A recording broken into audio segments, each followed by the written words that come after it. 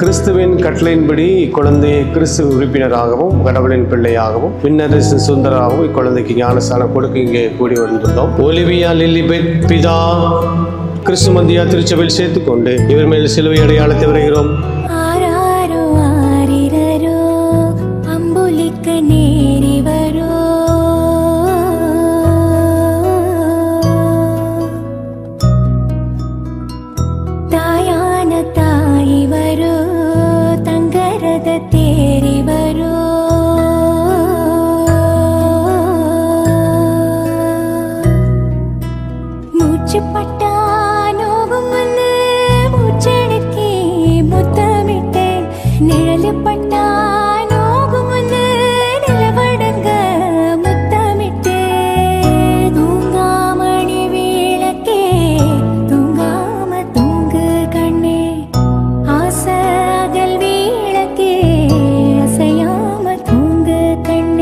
எங்கள் ஐக்கியத்தில் இந்த சிறு குழந்தையை ஏற்றுக்கொள்வோம்.